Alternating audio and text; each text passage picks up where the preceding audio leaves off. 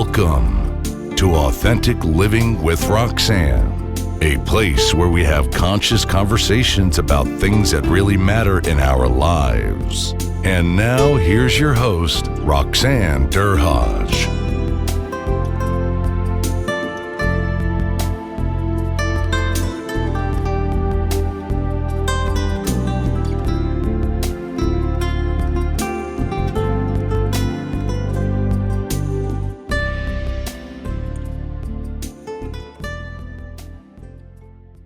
Our interview last week was so good that we decided to turn it into a two-part series. If you missed last week, you'll find the link in the show notes. It's not mandatory that you listen, but we want to make sure that you don't miss out on this amazing conversation. Right, because it's like, what do you call it? What's it called? The invisible shopper or the, what is that term? Yeah.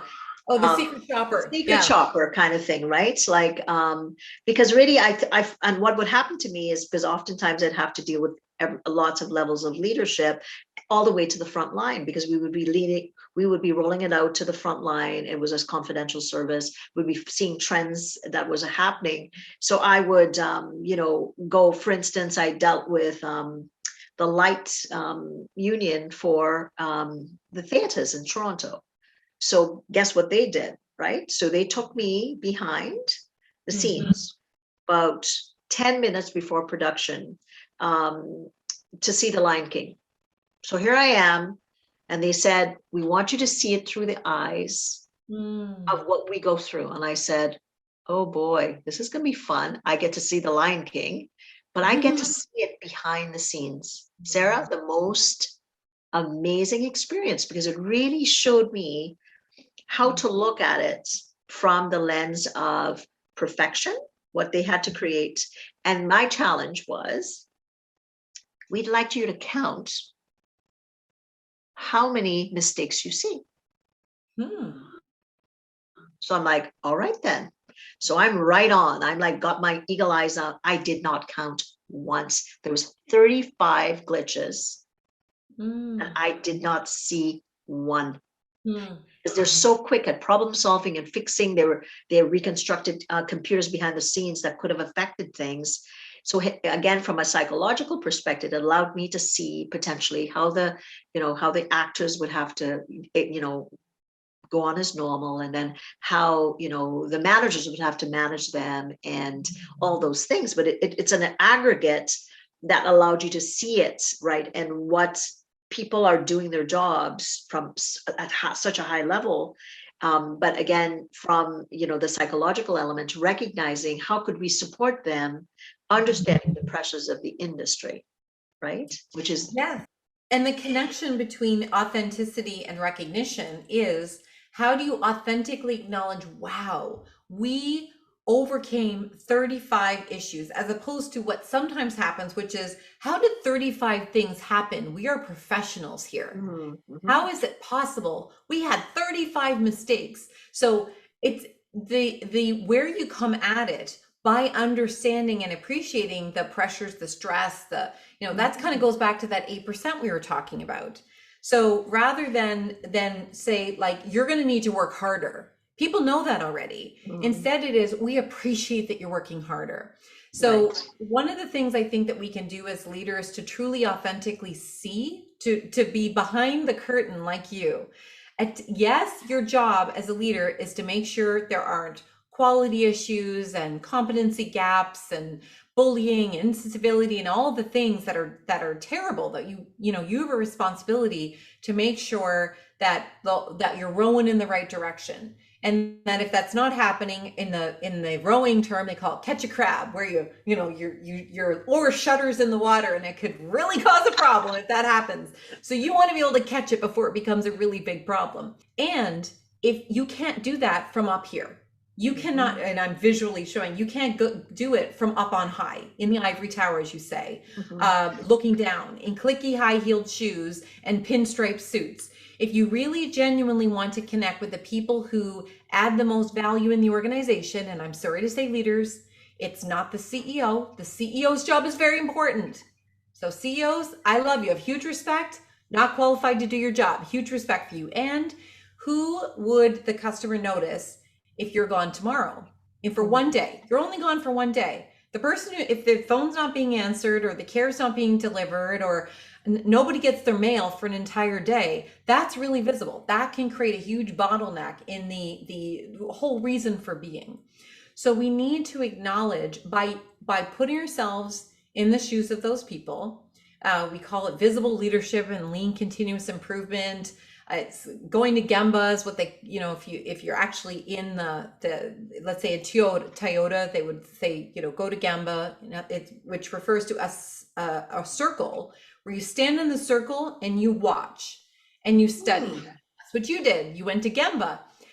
And when I was in a senior leadership role, I would hear on a Tuesday at senior team what was broken. And on Friday, I would spend it in scrubs or in runners or whatever, wherever the quote problem existed that we couldn't figure out how to solve in senior team. I'd go there and I'd try to study it. And, not only would I come back with greater information, and frankly, sometimes my clients, my peers would respect that, and other times it'd create waves, as you can probably imagine. And I'm not criticizing them. They have their way of leading. This just, I honestly didn't know how I would ever contribute at senior team if I didn't go and study what was going on with the people who could understand it. Here's what mattered most to me, though. The people who were experiencing the pain of that issue not yet being solved, or that we did not have a good, viable solution to, they needed to feel that somebody was listening, that somebody was paying attention. Because even if it was such a colossal challenge that it was even outside of the realm of anybody on senior team being able to fix, such as in Ontario, well, every hospital, you have a backlog of beds, of people in beds in emergency. We can't create more beds. We can't pull funding out of the air. There's lots of things that we could probably do to iterate, and that's good organizations do that, good hospitals do that. And it's virtually impossible to have enough money and funding to do everything you possibly would ever want to do for a patient. So what we can do is we can make sure that the people providing the care, the one experiencing the strain of an overrun emergency department, of the families worried about the care, about hearing infection controls concerns, that you have patients who should be isolated, but you do not have another isolation room. The worst thing that we can do for those people is let them suffer on their own. And not go down there and say thank you, or ask a question, or roll up our sleeves and do something about it. Undercover Boss is not just a reality TV show. It needs to be how we authentically appreciate and acknowledge people. Because if there's nothing you can do in that moment to fix it, you can study it and you can be with the people who are the ones struggling the most with that issue. And it can be on the customer side too. Go and spend time with your customers. It doesn't have to be the people providing it. It could also be on the other side too. Well, I like the flip side, because understanding both ends, and I, with my tenure working with lots of companies in different sectors, I remember one thing sticks out for me. There was a suicide, and of course there was a trauma response. We responded within 24 hours. It was a hospital chain, and so I was there just kind of making sure everything was getting done, and the CEO showed up at the response, and I was shocked. I was like, and so obviously we were doing the debriefing had been done and all those things, and he just wanted to show up to say, I just wanted to show my face and just say, this is a horrible thing to have happened. It happened at one of the hotels. But I just want to let you know, this is horrific. Because that person's lost someone, and obviously, but you as my staff have had to deal with this, and you've dealt with it in such an amazing way that I wanted to come to show you that I know how difficult this must have been, but I'm so proud of how we as an environment dealt with it. And I'm making sure on my end, my company end, that everything flows. That's kind of part of my role. But again, for him coming down from corporate to the actual hotel to be able to show the presence, it was pretty amazing. And like, you're right, when you think of leadership, right, especially through dire times, and of course, this situation I'm talking is one of those dire things, and someone does something like that, it sticks with you.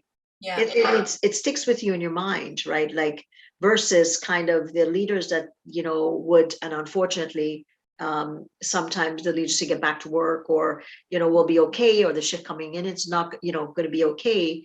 But this last 18 months has shown us the value of some of these examples that we've been using, right? The ones that really stop to, really see how, the Sarah McVanels of the world, how are you really doing, Sarah? Like, not what you're showing me, but how is it really in your life, or stuff like that. And that's value, because we all want to be validated, to feel like we're important. And, when you're my senior leader, and I feel a connection, to the culture, then it's like, that's kind of like part of my family. And I want to do my best to optimally function, because I want my culture and my family to survive, which is a different space, compared to, let me just get through the day and we go 20 minutes at a time. Let me try to, on my days off, look for what's better out there, which unfortunately is the inauthentic end to things, because people are just like we've seen with the new resignation, with a lot of people are voting with their feet based on their values now. Right. Yeah, and it's when you think about all the things you gave, that tragic example of a suicide, we have COVID, we have natural disasters, we have cyber attacks. It's not, if we have something that is going to dramatically shake the people that we serve, that we employ here, it's what are we going to do when it happens? And it's not a fault of the organization or the industry or whatever has happened to create that. It's what do we do? And that's really what tests our authenticity, and it's what tests if recognition's sincere. Was that company going to keep it going or not? An example that I hadn't thought about until you just shared that, which was beautiful, is I was the keynote speaker at a conference where we were talking about recognition, and they didn't have a formal closing keynote, but I was curious. I wanted to stick around. They invited the general manager of the hotel to close out the conference. And I thought, well, I don't know if he's making a plug for everybody come here and go on vacation. It was Puerto Rico. I don't know. This is like the world's best idea. Did you get a free conference by having the general manager come and speak? And you know what it was? It was brilliant. He talked about a hurricane that had hit the island just over a year before that, and how they, as a leadership team. Oh, sorry, that was Siri. She's talking from my Apple Watch. The general manager talked about how they handled that response. And what he shared was he and all of the members of the leadership team basically moved into the hotel. Many of the surrounding hotels, unfortunately, had been catastrophically damaged. So they had other people from those hotels that they welcomed in. Any of the family members of the staff who had lost their homes or wasn't safe to go home were allowed to live in the hotel. I mean, they were bursting capacity. But he said one of the proudest memories, and he had a long decorated career in hospitality. He said, my proudest memory to this point, and likely will always be, is when I and my entire executive team and all of the leaders lived in this hotel with our staff and their families and our guests and the guests of other hotels' guests. And we made sure that they had 3 meals a day, and we cleaned as best we could, and we went and we used every single resource we had in the Intercontinental Hotel's disposal to bring in supplies. And I mean, I get goosebumps when I share that story with you. And I thought that is the best way to end a conference, where you started talking about authentic, meaningful recognition in a service-based industry. You have how smart. Oh, doesn't that inspire you? Like, they didn't have to do any of that. Absolutely. Absolutely. Right. Like, I mean, the fact I mean, what a valuable way to demonstrate, like, they were just being, which is part of their culture. And to be able to share that with anybody, we all have to travel, we all have to stay places and things like that. But would you not want to have your event or, your getaway in an environment that's so validating in a time of really such high need, versus the place to, the 5-star or the whatever, just somebody that's in line. But I'm always amazed from some of the leaders that I interviewed that you had connected with me with. What I've one trait that they shared with me that was quite interesting is they said they're in alignment, whether they're at work or at home, with their values. And they're often coming from a place of service. And the one theme that I often heard as well was that they had something happen to them in their life that made them realize or reconfigure the concept of performance, and it was more about service versus performance. And it was fascinating to listen to, because then they were doing things in their communities that were connected to their families, that kind of impacted their overall concept of how they led, whether it was in their communities or at home or at work. They were one and the same, but they had evolved to a level to recognize that I'm the representative wherever I am, I'm going to be the same person. And that the growing that they did, and a lot of these leaders had worked a lot on themselves as well, not just to lead for outcome, but to lead so that, they bring people on that really want to follow them, which I was really inspired by most of their stories. You can lead for outcome, you can lead for impact, and then you can lead for purpose. Like those, I think, to me, those are the 3 levels. And some of the folks that lead from a place of purpose, these are the folks you hear that they are mentoring, that they are and really pushing for equity and rights of people, not only in their own organization, in their whole industry.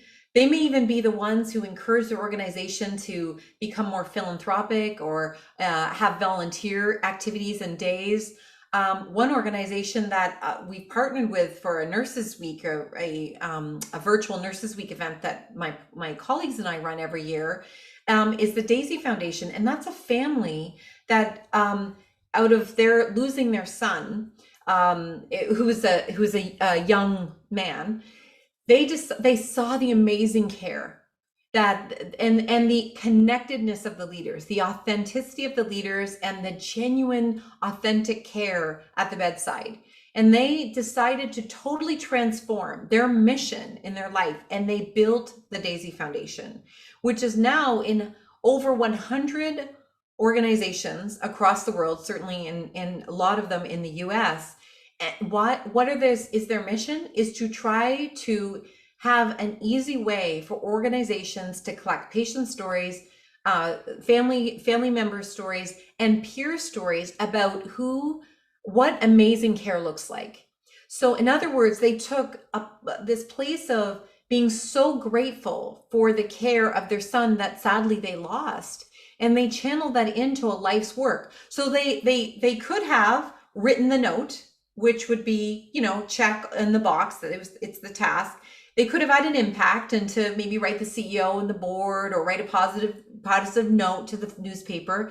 They elevated it to purpose because that was the most authentic way that they could acknowledge the forever impact that those nurses and leaders had on them, and now have created this incredible opportunity for thousands of people in any given year to be recognized. So what you're saying around the connection around alignment between personal and work, you can't have alignment without it being driven from a place of impact and purpose. Mm-hmm. So, I invite people who are listening to this and thinking, instead of how do I become more authentic, how do I become more aligned with what I believe my greatest, most important mark is going to be in my career as a leader?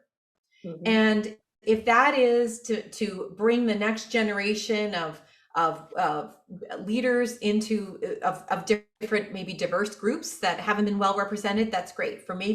For you, it's to increase quality standards. For somebody else, it's to create a learning organization. Whatever that is, it is just 1% better every day to end up having the most authentic version of your purpose And one of the side benefits of that is it gets you out of the I'm too busy, disempowering cycle that is sometimes leaders' mental and also tactical reality every day. Is how do you make time for the most important things, the Yes, authentic, important impact in your life? You make the things that are most important, you make happen. So that's, I mean, we could talk about this for hours. I'm wondering if that has been your experience as well. absolutely. And I, you know, in my book, I talk a lot about why did you become a leader to begin with? So what is your backstory? You know, and I often think of my own, and it was because I grew up in a family of 6. There was so many of us. And, you know, at times in the scuffle, my voice would get lost. So I wanted to ensure that, you know, in kind of doing the kind of work the path that I took, that everybody that I would interface with time would have a voice, right? And look how it's evolved into what I do today. And then in the latter part of the book, I talk a lot about what is your leadership legacy? What legacy do you want to leave behind? And if you think about what you're saying about meaning and purpose, does that not fit? I might have an idea where I begin. And like you said, you have all these pressures as a leader, the tactical outcome driven things that you have to achieve, which we know is part of leadership. But then how, when it's value driven and purpose driven to what is that imprint that I'm going to leave behind, then that really kind of allows you to allot your time to kind of highest and best use of that time first in reference to what that purpose is, Love that. Yeah.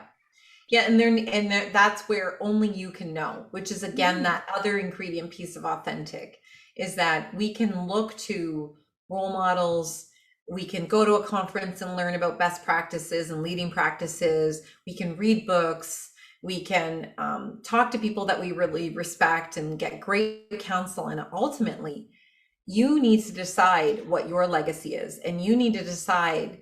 And again, you don't have to decide today. It's that quest to understand. And that's how we truly, to your point around leading and leaving a legacy, is that it's through our everyday experience, that little tiny imprint that we make that leaves. And even if it gets like a tide coming in, it gets washed away for the day. It was there for that period of time. And all we have is this moment now. If you win the lottery tomorrow and choose to retire, or you get another opportunity to have an even greater impact somewhere else, your industry completely changes, and you're even just like today with remote work, people are feeling a sense of greater sense of disconnection. And I say, time to rebuild connection. Maybe it existed before and it just is rewriting the story. Perhaps it was an artificial sense of connection because you saw each other and you thought that was actual connection, and maybe lots of things in between. The point is, you can't do anything about the fact that some workplaces will never truly go back to being face to face. Some are going to be blended, some will be completely remote. Whatever that is this is what's now. So what does your legacy look like now? What does your purpose look like now? Because the opposite of authentic is complaining about what isn't present. That's not solving it. That's not finding out who you are. That's not tapping into your resourcefulness, whether it be your people that you reach out to, access to information, access to resources, and from like a tech or physical standpoint. So being in your own agent of your own designing your career, your life, makes you more effective for everybody else because it's an action. And even if you change course, that's okay. I mean, look at you and I have had many different careers in our time. And each time we hope we've left the one we left behind a little bit better off. We'd like to think that we did. I'm sure we did.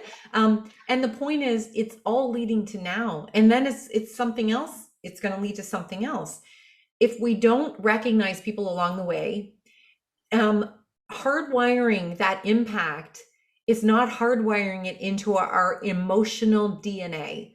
Are the things we feel most deeply. I know you know this so well, is as the type of expert that you are in the psychosocial well-being realm of things, whether providing therapy or coaching and so forth. The things that we feel most deeply, we remember the most. Mhm. So on your journey to have authentic purpose and contribute meaning, recognize, value, support people along the way, no matter what your core purpose is, because you will leave a deeper imprint on them. They will be more likely to be indoctrinated into your mission and your purpose, which makes your purpose faster, deeper, more meaningful in the end. So never underestimate the power of recognizing as part of your quest to fulfill the most important aspects. That is after they've read your book and have clarified what that core purpose is. Yeah. Well, Sarah, this has been amazing as usual. Thank you so much for your time. Now, you said you're going to have a new edition of your book. If there are people that are wanting to get some of your other books or get on a list or reaching out to you to consult, where can they reach you? Greatnessmagnified.com. Yeah, and I'm on all forms of social media, including TikTok, much to my children's chagrin. So Sarah McVanel, McVanel. So I love her TikToks, by the way. I watch them all the time. I'm like, oh no, this is a new one. She makes me giggle. So check those out, because I check them out and I'm often giggling. I'm like, oh, that was a nice one. So again, for everybody, thanks so much for tuning in. It's a pleasure. I think I can say that without a doubt, it's always an honor spending time with Sarah.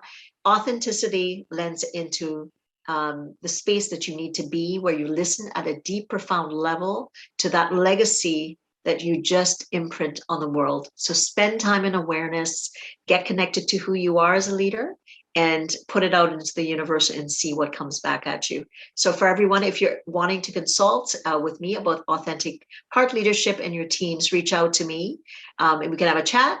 All you got to remember is chatwithroxanne.com and we'll jump on a quick call. Thanks for tuning in to Authentic Living with Roxanne, creating the space for positive, healthy change. Roxanne is a keynote speaker, psychotherapist, and coach. To work with Roxanne, visit roxannederhaj.com/blueprint. We'll see you next time on Authentic Living with Roxanne.